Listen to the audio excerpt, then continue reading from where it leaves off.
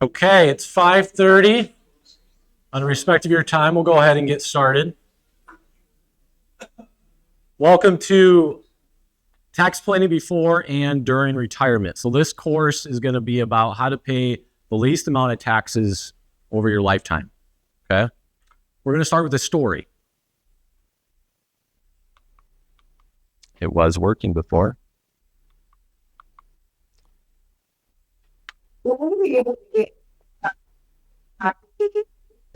So thank you. This is recorded on YouTube Live, and there'll be a recording on there shortly afterwards that you can view it then at your own pleasure as well.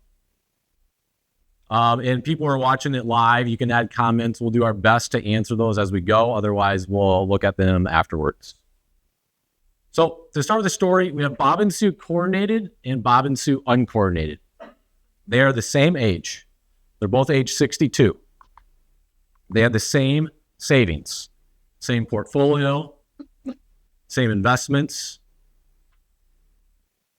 and they have the same lifestyle. $100,000 spending per year is what they decided. But their decisions are drastically different. So the uncoordinated Bob and Sue decide to take everything from their traditional IRA account. Whereas the coordinated Bob and Sue ask one question: where should we take the $100,000 from? So uncoordinated, they just take it all from their IRA. It's simple to them. It feels logical. It makes sense. Versus, where should I take my $100,000 from? They look at their taxable brokerage account. How much is there? How much is in capital gains? They look at their traditional IRA account. How much is there? They look at their Roth account.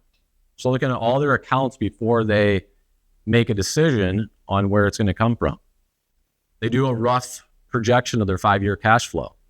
Yeah, it's not going to be perfect, but we can do a rough. They look at what their projected RMDs are going to be. So they're asking these little questions that allow them to be a little bit more intentional about where they're going to withdraw money from. And what that leads to is a widely different tax outcome. Over $8,500 in 1 year. Because they were a little bit more intentional by what they did. Now, that's not saying what they did was right or wrong, but they paid $0 versus the uncoordinated paid over $8,500. Because to get to $100,000 net, they need to withdraw over $108,000. Where the coordinated Bob and Sue knew what the standard deduction was, filled that up with some IRA money, and then took the rest from brokerage. Some of that was basis, meaning they've already paid gains on it, and some of it was gain, and some of it was capital gains, and they fell within the 0% tax bracket. And if I lost some of you, that's okay. That's what this course is going to be about. We're going to go through the fundamentals here in class number 1. But the moral of that story, the takeaway of the story is it depends on when and where your income comes from. So where they pulled the money from, they're different buckets. They all have different tax treatment. And then when we pull it, because it stacks differently, which we'll talk about. So who I am, my name is Casey Redmond. Family financial planner here in Cedar Falls with Ignite Financial. I started just as many of you did in your seats, learning from Mike Finley. So I'm excited to be on this side. It's been probably maybe a year or two since I've done a class. So I'm excited to be back here, and hopefully the goal today is that you walk away a little bit more confident after each class with your tax planning situation. So our course roadmap tonight is going to be learning more of the fundamentals of how taxes work. And then next week, class 2 is going to be, how do we go about paying those taxes? When does it make sense to pay now? When does it make sense to defer taxes? In 2 weeks, session 3 is going to be more tools. So we're going to dive into Roth conversions, asset location, tax harvesting, how to access money pre-59 and a half for those that is a desire. And while I think I meant to mention this at the beginning, In 2 weeks, on the 17th, we don't get access to the room until 5:30 for those that are coming here. Otherwise, it's 5 o'clock the rest of the nights. So 5:30 in 2 weeks at the 17th, just it was booked beforehand. And then session 4 is going to be about putting it all together. So how do we go about creating that paycheck at different ages? So there's different windows of opportunity that we're going to be talking about and when it makes sense to turn on different types of income. So we pull those different levers. So the goal is for you to understand the core principles. The more you understand the core principles, the better off you're going to be able to discern how to apply those and how to act for your specific situation. Because you don't need to be an expert with the whole 1,000-page tax code. You need to be an expert in your situation and not somebody else's. And you don't have to memorize the principles that we're going to talk about. You have to know they exist and how to use them. And then making sure every decision aligns with your goals. Because as with many things, there's the financial, there's the math behind it, but then there's the non-financial. How does that align with your goals and what you want the money for? So you don't need to be an expert, but you do need to understand some core language, some concepts. Many of you have learned from Mike Finley investing, right? There's an investing language. There's a tax language as well. Just like you've learned different languages throughout your life, through your job and through personal means, it's learning this language slowly as you build upon those and apply them to your situation. And then, just as anything, committing to continuous learning and improvement. Because when the tax laws change, the most recent one Big Beautiful Bill Act, how does that apply to your situation? When your goals change, how does that adjust things? When your portfolio does better than maybe you thought it would, does that change any type of goal that you might have had? And this can be related to, you don't need to be a surgeon to know that eating, moving, sleeping is good for you, right? It's knowing those fundamentals and doing those fundamentals. Similar to investing, you don't need to know every single stock in the Vanguard Total Stock Market Index, but we need to know that low-cost index investing beats active investing. So it's what are the core concepts of tax planning is what we're going to learn here. So today's objectives: taxes follow a formula, understand income stacks, different types of income matter, and buckets matter. Each bucket has a different tax treatment.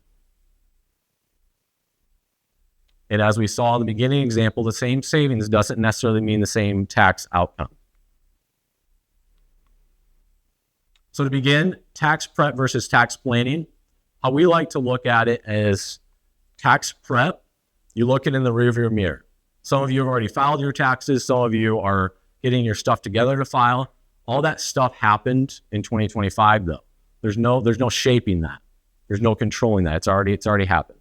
Versus tax planning, I'm looking through the windshield. I'm planning, quarter one here, I'm planning what's going to happen the rest of the year. Where does it make sense for me to withdraw my money if I'm in retirement? Where does it make sense for me to save my money if I'm still working? And how those decisions that we make this year not only impact the end of the year for next year's tax, but also the years thereafter. As we're saving, that's going to impact when we draw money years down the road. We're going to talk about the federal income tax formula. We're going to do a simplified version and then briefly show you the more complex version, so you know that there is a full version out there. This isn't about for you to memorize, okay? But we need to know that it exists and how to apply it for our situation. First, why it matters. The formula matters because we have adjusted gross income, we have modified adjusted gross income. And these affect different things. If we're in or near Medicare age, it could affect premium surcharges. If we want health insurance pre-Medicare through the Affordable Care Act marketplace, those two, IRMAA and Affordable Care Act are looking at modified adjusted gross income, but they look at different parts. For example, your non-taxable Social Security is included in the Affordable Care Act premium tax credits. It is not included in IRMAA. And the net investment income tax has its own modified adjusted gross income. So there's a little bit of nuance to some of this stuff. But a big driver is your taxable income matters as well. That's going to drive a lot of your taxes. And you have more control over that than you think. We saw in the beginning example, over $8,500 difference in 1 year. Compound that year after year after year.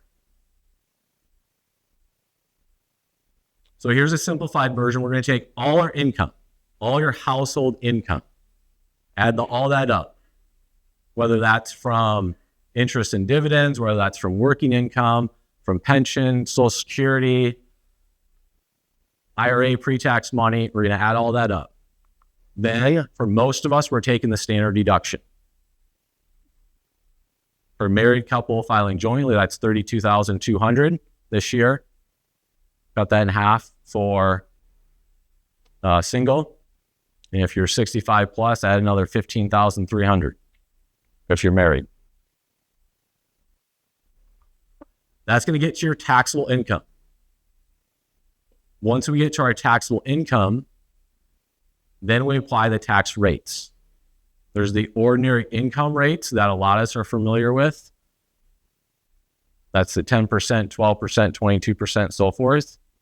And then there's the capital gains rates, 0%, 15%, and 20%. And for the select few, there's a couple more percent added on. But most of us are going to be in that 0 and 15% range for capital gain rates. So after you get to your taxable income, you split up what's ordinary income and what's capital gain income. And we'll go through examples of that. So then you get to your taxes owed. So that's a simplified version. The more in-depth version, so what we didn't show is there's adjustments before the standard deduction. For example, if you're self-employed, there's certain adjustments. If you're contributing to a health savings account through your payroll, there's an adjustment. Traditional IRA contribution is an adjustment. And then credits get added at the end, are kind of the two big ones. But for a lot of us, if we just get that gross income, standard deduction equals our taxable income times tax rate equals tax owed, if we can do that back of the hand napkin math, that's going to serve us pretty well. And then knowing how that this is out there, and then how I apply it.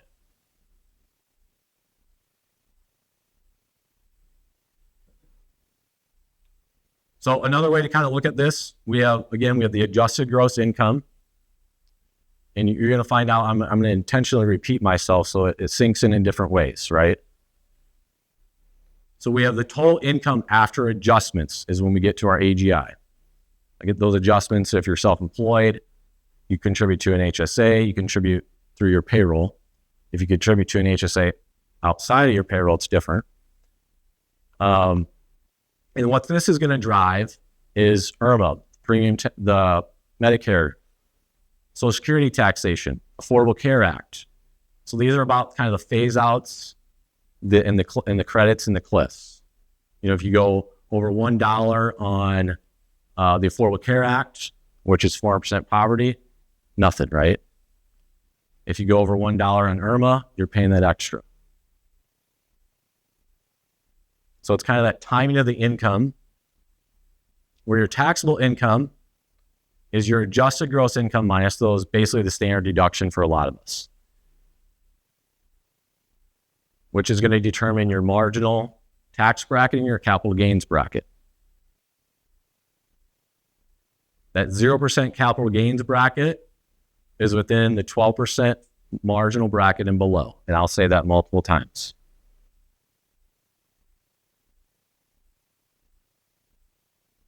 So AGI affects eligibility. The taxable income determines how much tax you're actually going to pay, what tax is owed.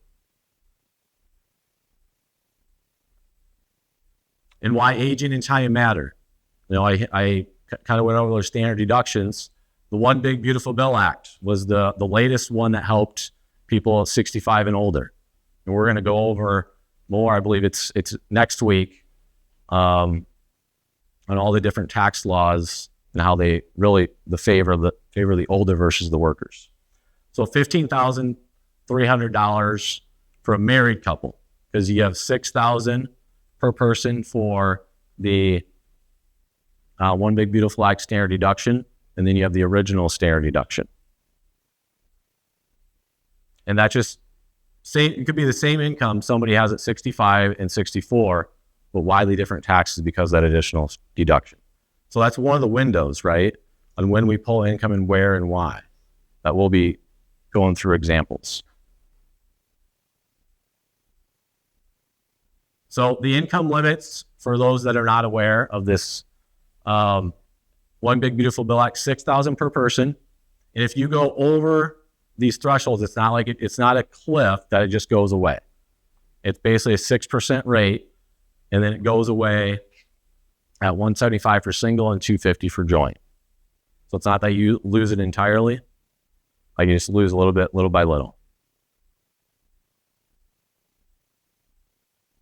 So let's take just an IRA example.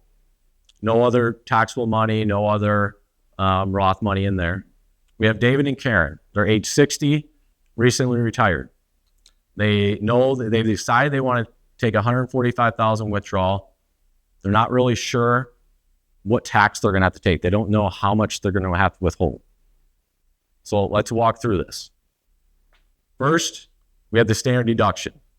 So we're going to pay nothing right away on the first $32,200, and it would be more if you were 65 plus. Then we get to the 10%. Then we get to the 12%. And then finally, the last dollars hit the 22%, but only those last dollars. So we're in the marginal bracket of 22%, but our average tax is below 10% because we're climbing those steps. Some is taxed at 10, some is 12, and only a little bit at 22. So then you can do your math and how much do I need to withhold per paycheck I take, or maybe I just withhold it all at the end. Because in retirement, you don't have to withhold it all like when you're working every paycheck. You can do it all at the end of the year if you want. Marginal versus effective. So marginal is taxing your last dollar. So if I cross that 22% threshold just by $1, I'm still in the 22% bracket. Versus effective, I'm adding all that up, and I'm taking it by my total income. So in this example, their tax was over $14,000, and they're dividing that by their total income to get to that effective rate. So many of us, whether we're working and we have kids, or we're doing, pre-tax contributions, or we're retired and we're playing with our income, where we take it, which bucket we take it from, we might be in a certain marginal bracket, but most of the time our effective is going to be much lower because of credits and deductions. So again, not all income is taxed the same, and not all dollars are taxed equally, because we have different tax treatment and we have different ways they're stacked. So character counts here. We have W-2 ordinary income.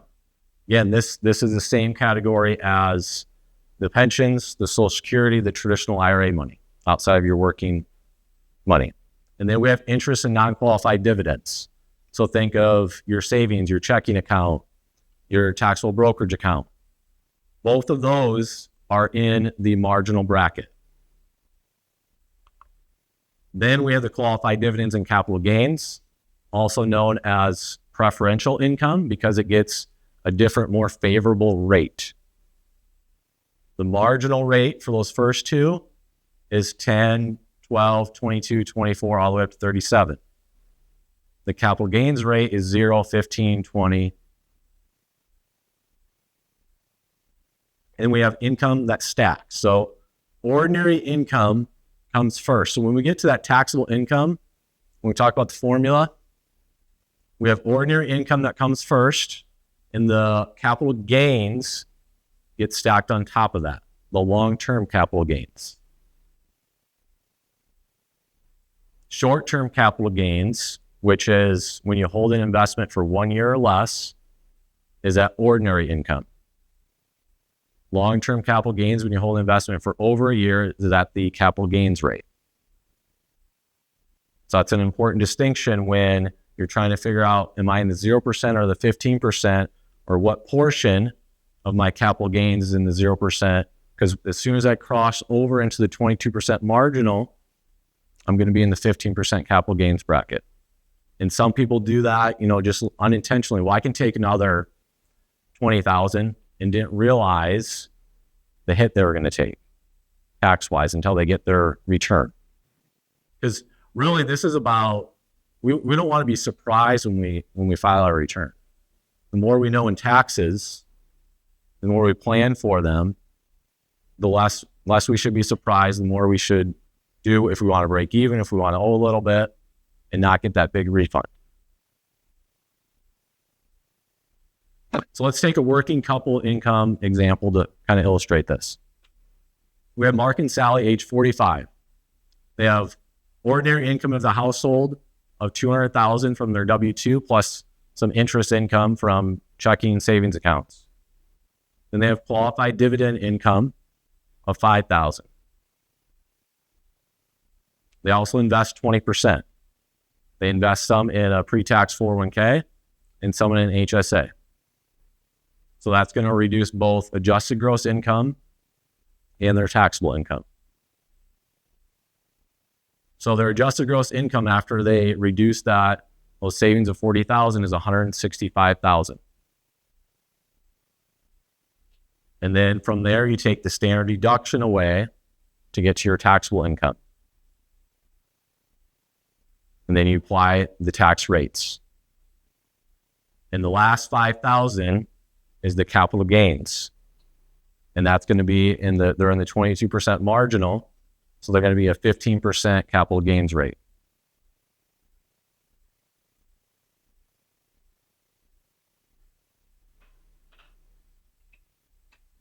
So their federal tax in this example is $18,000. After they apply the 10%, 12%, 22%, the capital gains rate. Let's take a retired couple example. And this is going to be Mark and Sally, just older. They're age 62. They want to spend $100,000 in retirement. $50,000 comes from their traditional IRA account. They have $5,000 in interest and non-qualified dividends. So that's all their ordinary income, $55,000. And they have $30,000 in long-term capital gains from selling $50,000 in appreciated stock. So we know $20,000 of that then was basis. They've already paid tax on it. Their total adjusted gross income is $85,000, even though they generated $105,000. That falls in the standard deduction, the 10%. Their taxable income is $52,800. And that $30,000 of long-term capital gains is taxed last. But because they're in the 0% capital gains bracket, they don't owe any tax when they sold that $50,000. And they owe a federal tax bill of $2,000. And in both cases, they both netted pretty close to a little over $100,000. The working couple had $18,000 in tax. The retired couple had $2,000. And that's where different types of income in your age can matter. We're a little bit more hampered in our working years because we can have a nice income, but we need to be able to live off of that, depending on where our lifestyle is, versus when I'm retired, I only need to pull what I want to spend.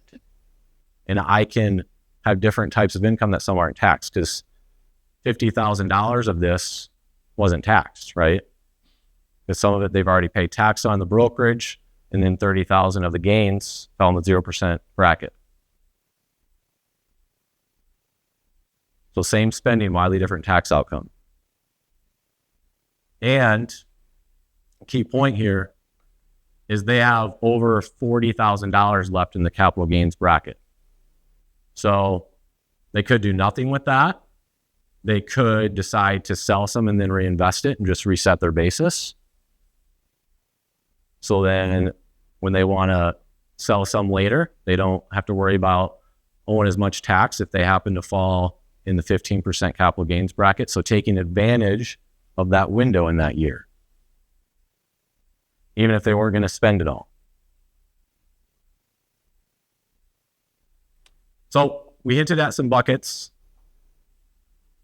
Yeah.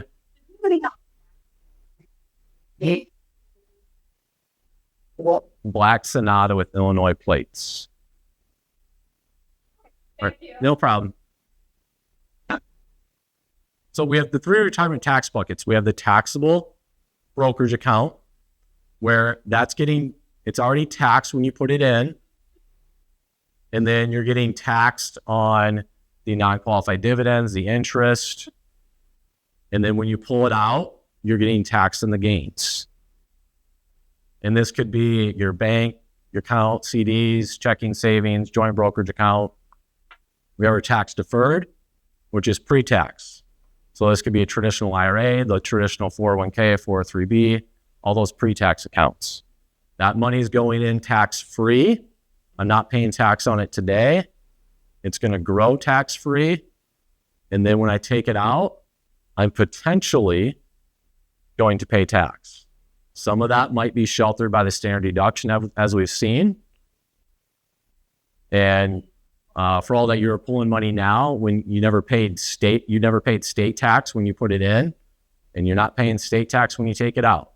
So some of this money is kind of looked at as Roth money because you never pay tax on it, right? And then we have tax-free, your Roth IRA, your Roth 401k, your health savings account, 529 accounts, and all these with the asterisks for qualified withdrawals qualify for tax-free. And then the tax planning piece, as we've seen with a couple of examples, is studying when and how we use these. So using them with purpose, using them with intention. And these buckets, so, Finley does a lot about investments. This class not about investments. So investments is about asset allocation, how much I have in bonds and stocks, versus when we're talking about these buckets, we're talking about tax treatment. So when we talk about asset location in a future class here, which it matters that certain investments have a better tax treatment depending on which bucket we're talking about. But your overall asset allocation doesn't change that. I could be a 70% stocks and 30% bonds and cash, and then I place those assets in the appropriate bucket depending on their tax treatment. So bucket mix is going to determine a lot of your options. What flexibility do you have? Somebody who has one bucket, if I take that beginning example of 1.5 million, one person has it all in a traditional IRA, another one has it all in a brokerage, another one has it all in a Roth IRA. That's not all the same money because of the tax treatment. And then they don't have as many options. And that's not saying right or wrong. We just have to look at what is our current situation and how we make the best of it. Because all of that controls your tax outcome this year and the years thereafter. So taxable accounts, we're going to dive into this a little bit so we know a little bit more about how the capital gains and losses are applied. So again, capital gain rates, long-term capital gain rates have preferential treatment. Short-term gains get included in the ordinary income. You can control your gains and losses with this versus you don't have as much control inside your retirement accounts. You receive a step up at basis at death. So your beneficiaries, all those gains get stepped up at death. And there's no contribution limits as there is with retirement accounts. So to determine the capital gains and losses, if you sell an investment, first, you're offsetting by holding period. So if I have a mixture of long-term capital gains and losses and short-term capital gains and losses, I offset by holding period first. So long-term gains offset long-term losses, short-term gains set off short-term losses. That's step one.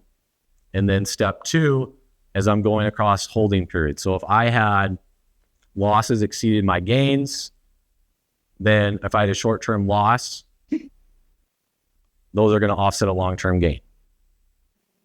I'll go through an example here in the next slide. And those can offset income and carryover. And they can carry over from year to year. So here's an example. Somebody had a short-term gain of $10,000. They had a short-term loss of $7,000. So we set across holding period first. So they had a net $3,000 gain. A long-term gain of $15,000 and a long-term loss of $20,000. So that's step one. They have a $5,000 net long-term loss and a $3,000 net short-term gain. Now we have to offset those two. So we have a $2,000 net capital loss for step two. That loss can offset other income, ordinary income, for example, up to $3,000 per year. And then that can get carried over. If I had $10,000 in losses, I would use $3,000 this year. The next $7,000 would carry over, and I'd use $3,000 next year until it's all gone. Yeah.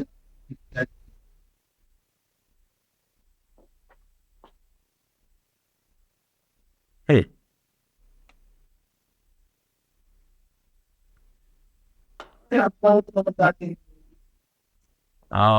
No, this is personal user error. I don't like bright screens at night.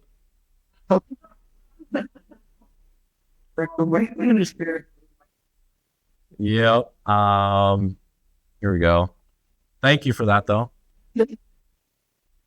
I'm generally not on my computer, but if I am, I don't like the blue light. Thank you.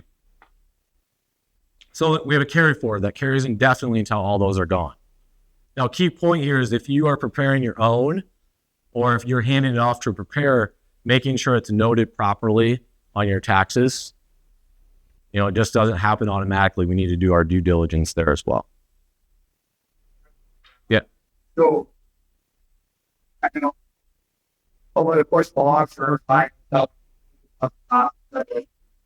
probably go with your jot it down, but your law members you put them technically not all so when you get your 1099 consolidated, like people would have got it here at the end of January, sometimes February, it's going to be noted on there based upon what you sold, what those gains and losses are, whether they were short-term or long-term. And then that's going to be for that year. So if there was, I need to make sure I input it correctly if I'm doing my own and then carry that forward. And if you're doing TurboTax and stuff like that, they should carry that forward, but you still want to make sure that it's noted there.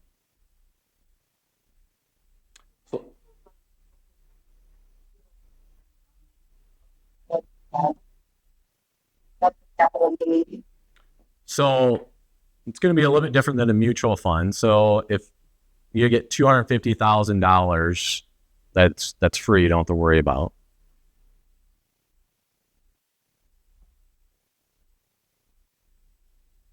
And that's per person. So if it was a couple, it would be $500. So let's look at a planned capital gain sale.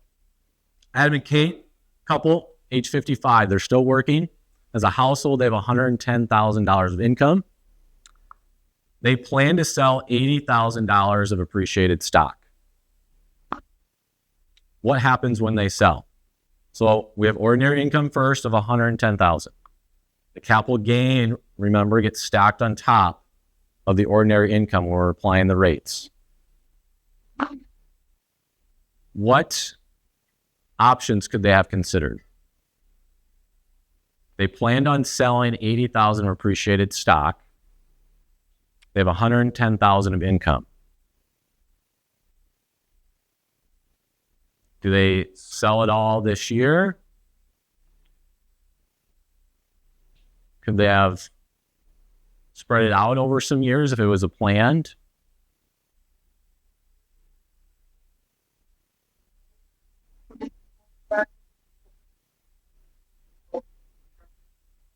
They would be at the 12 before.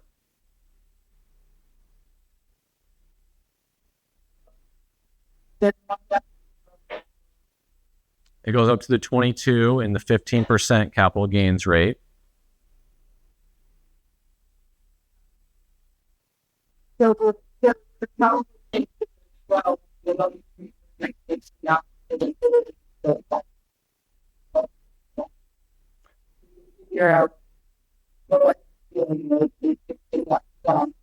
Yep, figure out where that ceiling is what she said, and take out enough where they are in the 0% capital gains rate. They could also, if they kind of knew about this ahead of time, do they spread it across years? So they sell half this year, half next year? Depending on their lifestyle, what were they doing pre-tax contribution-wise? Do they increase pre-tax contributions to lower their ordinary income? So when their capital gain income gets stacked on top, and then all this may or not be possible, but it's questions to ask before of just unintentionally, let's just sell this and then we'll worry about the tax consequence later. Because it can amount to several $1,000s that maybe could have been avoided with a little bit of planning.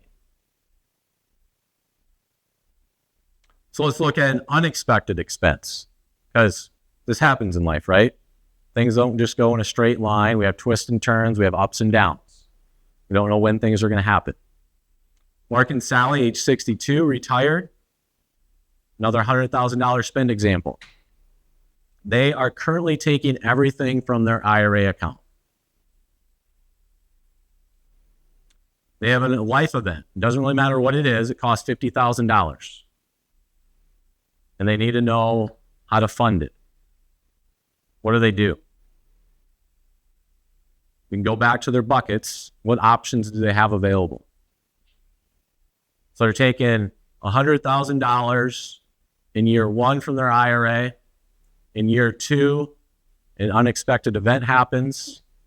They were planning on doing $100,000 from their IRA. This event happens throughout the year. They need an extra $50,000. Where could they take it from? What's a consequence for each decision?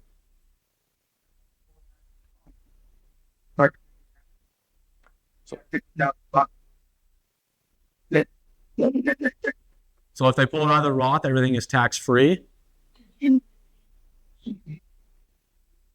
Yes. So the answer was, if they pulled everything out of their Roth account, the $50,000, it's all tax-free. So what's the downside of that? If we look at the other side of the coin. Future gains we could have made out of that $50,000 over the next 20 or 30 years. Yep. We haven't filled up our 12% bracket. RMDs coming up in the future years. We want to look at how much do we pull more from the IRA. Capital gains. What's our capital gains in our taxable brokerage account? Are we able to take enough to fill up the 0% capital gains rate? So maybe they take some from their traditional IRA and some from their taxable. Because our taxable account, even if you have tax efficient investments, which we'll talk about what those are still going to kick off some dividends. So how the tax code reacts is if they take it all from their IRA account, they're going to be pushing the 22%. Okay. And if they're doing asset location, they're going to have close to 50% of their IRA money in bonds, potentially 40, 50%, depending on what their asset allocation is.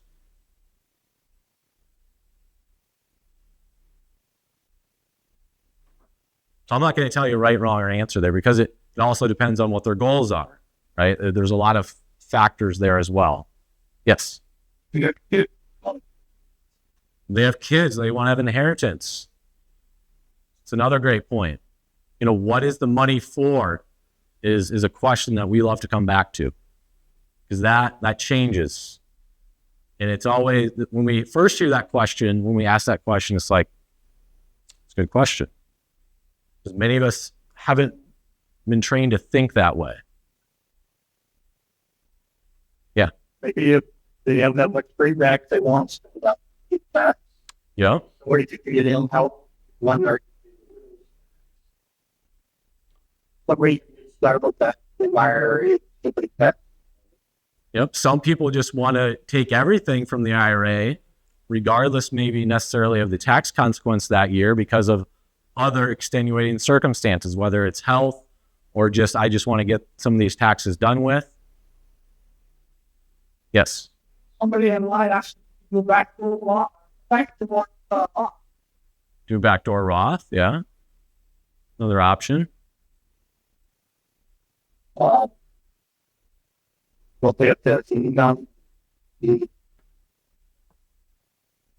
Yeah, I guess that's getting a little bit deeper into the story of did they have any part-time income? Yeah. So backdoor Roth is if I'm over a income limit, I've earned income from a job, not earned income from pension, Social Security, traditional IRA, but I'm not able to contribute to a Roth IRA because of my income. So I contribute money to a traditional IRA, let it sit there usually a day, maybe two, and then basically do a conversion and move it to my Roth. Good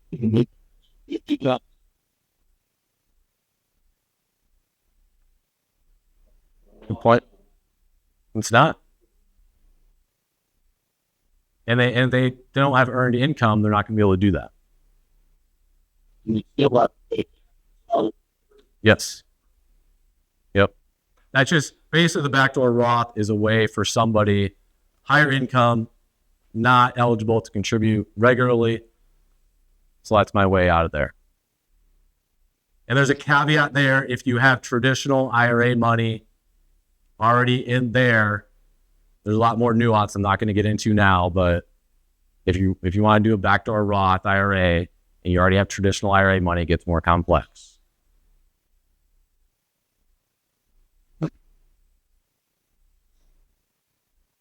So the lesson there is taxes aren't even. They're progressive as we talked about, and then where and when can affect that lifetime tax, and depending on what our goals are.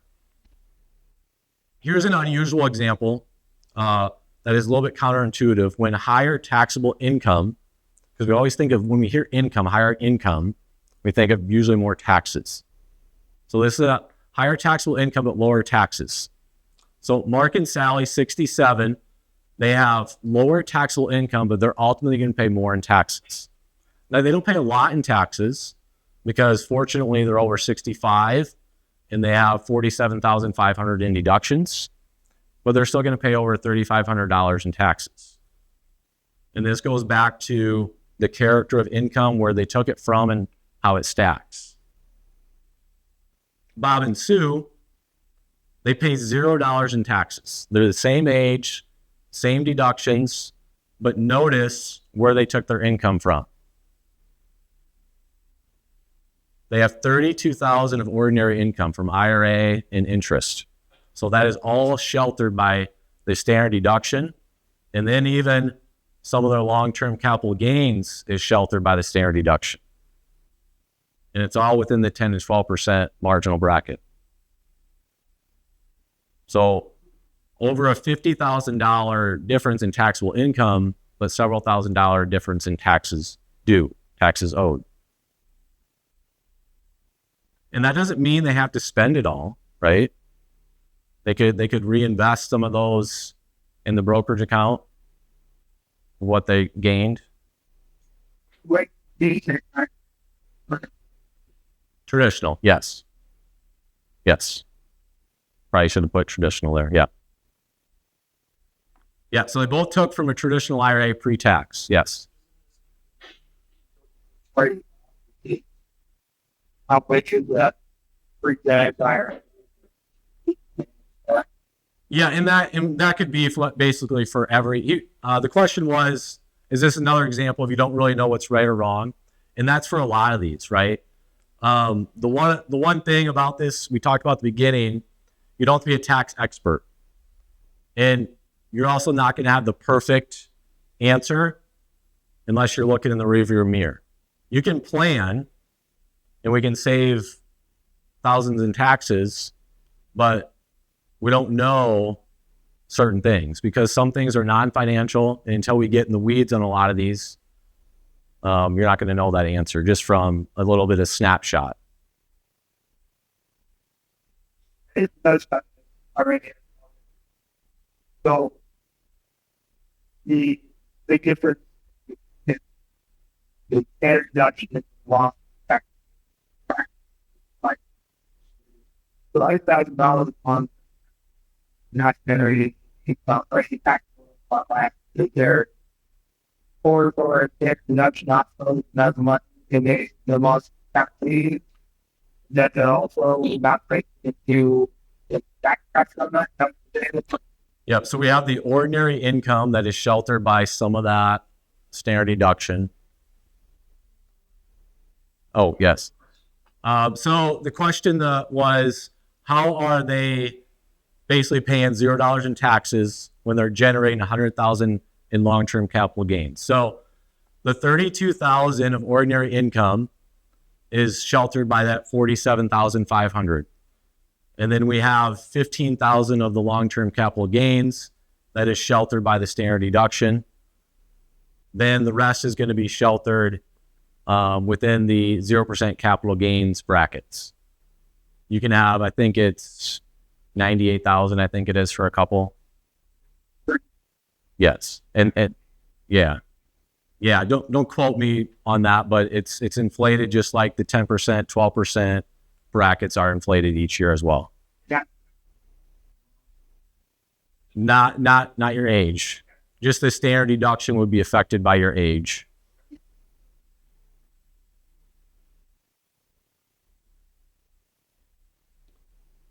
So as we go about wrapping session 1 up here, before versus during retirement. So majority of your bucket mix is built during your working years. And as our income drops, whether it's for a period of time because we're in between jobs or staying at home, that's when flexibility happens, or when we are retired, and those windows start to open. So the planning starts shifting from building that money to coordinating where that comes from, depending on how our goals and our life unfolds. And as we talked about tonight, we're trying to pay the least amount of tax. We're trying to avoid tax. Tax avoidance is not illegal. Tax evasion is illegal. So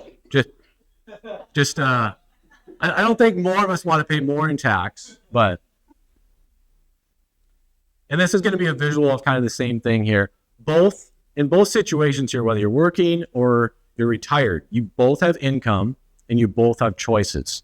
When that income gets turned on, where do I save? Do I save in Roth? Do I save in traditional? Do I save in taxable? How much do I do in each? Where are my goals? When do I want to start accessing that money? How can I access that money? To create that flexibility for when I do start withdrawing, that I have options. Because you can try to, especially when you're in your working years, you can try to perfect it as much as you can, but as we know, we're not going to have it perfect because we don't know what the future is going to unfold, both in tax laws and our life. And then during retirement, again, you're trying to coordinate that income, and you have to pay the tax. It's not coming out of your paycheck. You have to pay it out of your IRA. You have to pay maybe estimated taxes. You have to pay it in some way, shape, or form. And you have to manage that on a yearly basis at least. And maybe as the year goes on, depending on your situation. And then we all have the same goal, controlling when and how we pay taxes. So here's just a little bit of a framework. So we're building and managing that bucket structure, the different tax treatments, right? We're not talking about asset allocation. We're building those buckets in terms of tax treatments to help create that optionality in using those tax windows. You have tax windows when you're working, when you have higher income, when you have lower income, when you have kids, when you don't have kids. You have tax windows when you're getting near retirement, when you're in retirement before you turn on Social Security, or if you have a pension, before RMDs start kicking in, before Medicare happens. There's different tax windows that you can utilize. And then you're building and managing that income as you go along by what do you turn on, what do you turn off, what do you pause? And they are continuing to adjust. So I'm sure many of you are like, well, what is my current bucket mix? That's something, if you don't know, figure that out. What is that in dollar terms? What's that in percentage? And it's just something to realize. It's not something to beat yourself up or shame. It just, this is my situation. Now, how can I apply it to the best I can to fund the life that I want to live?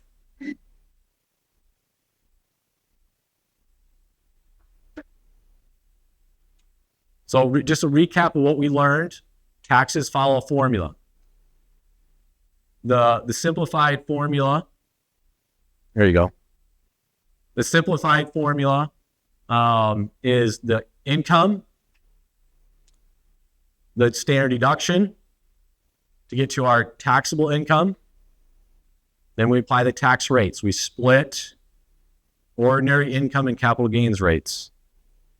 You have the 0% capital gains rates if you're in the 12% marginal or below, and then you bump up into the 15% thereafter. You don't get to the 20% until you're way high in the marginal bracket.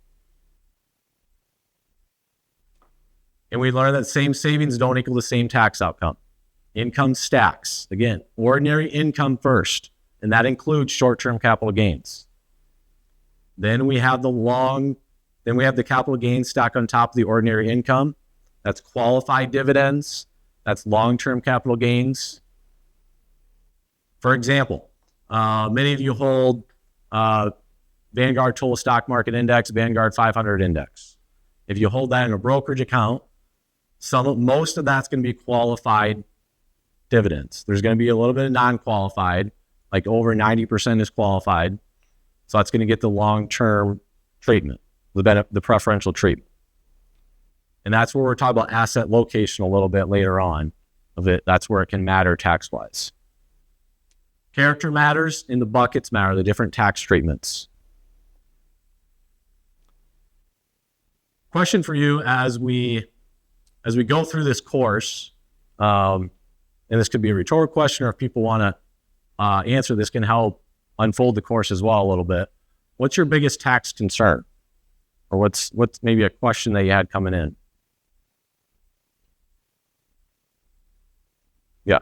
I think like so that like eat what will you eat flat over mouth thing, yeah. Okay. Still struggling to find but chickens for that. So the question was the unexpected expense example. How do we best plan for that? One analogy to use there is, how do we plan for not when, but if the market's going to go down, right? Let's say I'm 70% stocks, 30% bonds and cash. I know the market's going to go down at some point. I don't know when. And I know how much a safe spending is going to be on that. But do I have enough in short-term reserves, cash reserves? That could be short-term government bonds. That could be short-term corporate bonds. That could be money markets. That could be CDs, something that is low volatile. And then when the markets go down or I have an unexpected expense, that gives me a little bit of flexibility. Depending on what buckets I have in terms of the unexpected expense is going to be a big factor. And what other income I have maybe turned on that I can't turn off is another factor. So kind of taking that, basically putting the big puzzle together of here's the income I already have. If I already have pension and Social Security turned on, and here's my portfolio mix. If an unexpected expense were to happen of $10,000 or $50,000 or $100,000, what options are available to me? And to go through that exercise ahead of time is going to provide dividends for when it happens. Because the reality of it, just like the market's going to go down, we don't know when, that unexpected expense is going to happen. We don't know how big, but it's going to happen. I know I didn't probably directly answer your question, but without... Yes. Jump on the one of the smart machine, then she works when to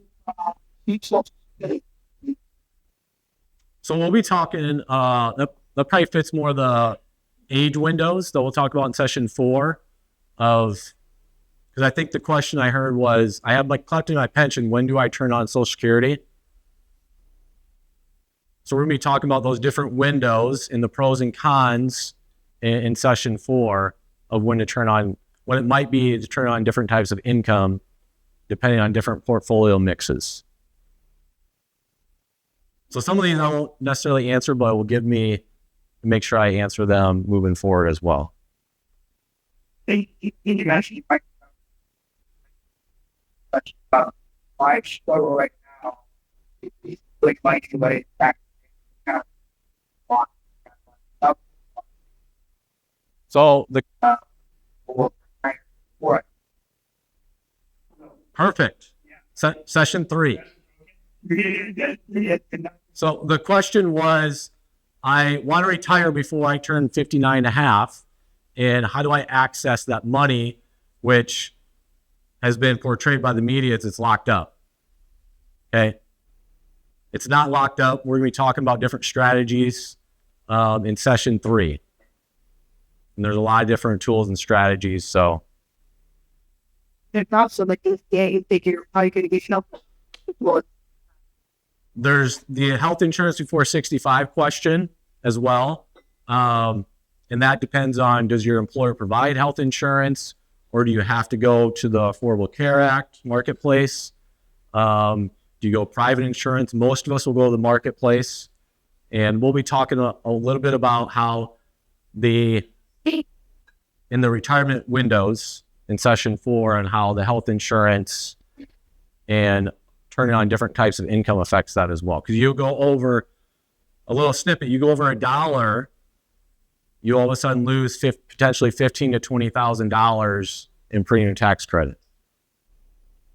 So you got to really make sure you're knowing your numbers. Focus. For we're working in this now.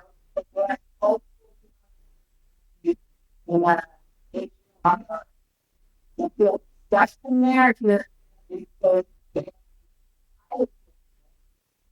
When I was getting that for the I realized my that it's not like down.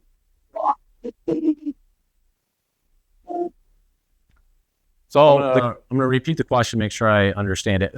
So you have your workplace retirement account has a lot of money, pre-tax. Right. Is there a way that I can convert that to Roth?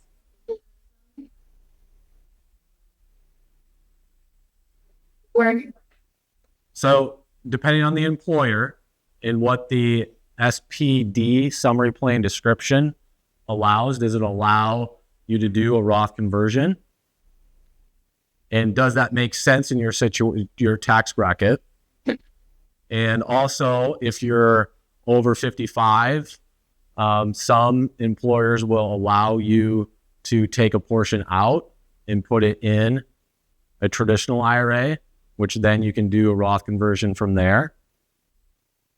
Does that make sense? Others?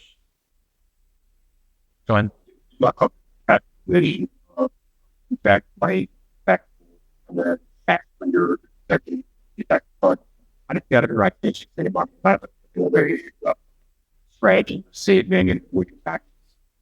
So he asked about pre-tax. He asked about the buckets: pre-tax, tax-free, and taxable. And where does HSA fit into that? We're going to dive more into that in next week's class when we talk about where to save, when to pay tax, and how that fits.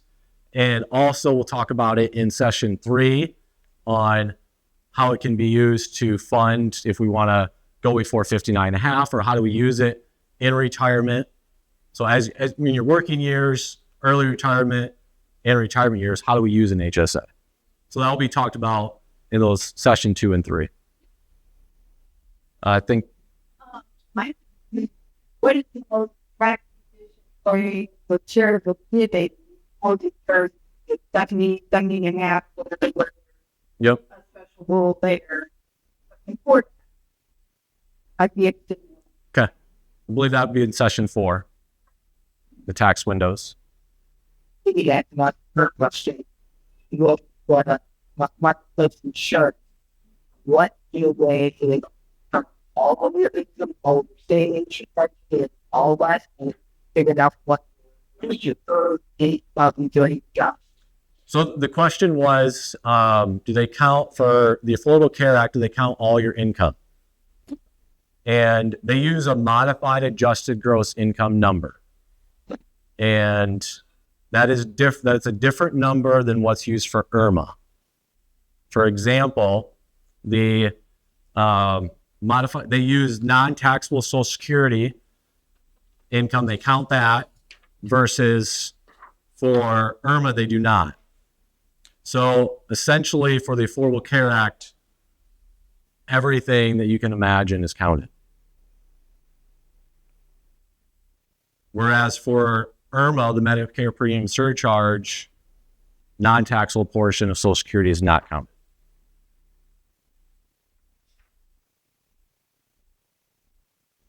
Yes.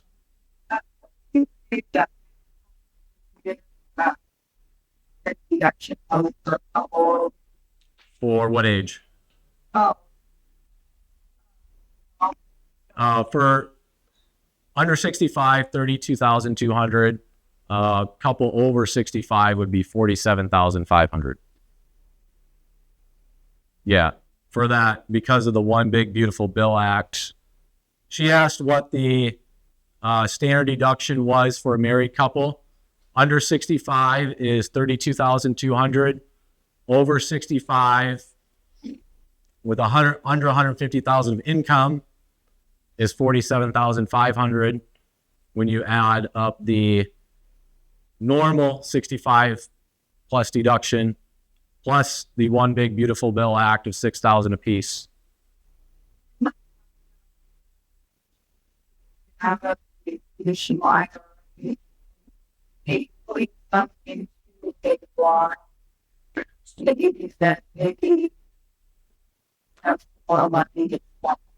we're going to be talking about Roth conversions in session 3, helping to go through a framework, a process of how to look at it, because it's more than just a math problem. And unfortunately, a lot of the videos out there have a lot of fear in them on convert, when, yeah. Well, standard deduction more So then one would get the 6,000 and you wouldn't get the other 6,000.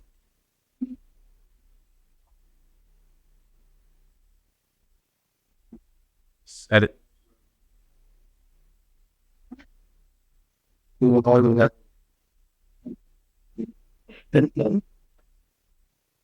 Yes. So the first question over here, I'm just going to repeat this for the live audience. First question was, if one person in a couple is 65 and one person 64, then you would get the single $6,000 One Big Beautiful Bill Act deduction. The second question was, if I go over the income threshold for a married couple filing jointly of $150,000, what does it decrease by again? It's a 6% rate. So 6 cents for every dollar, all the way up to, it phases out at $250,000.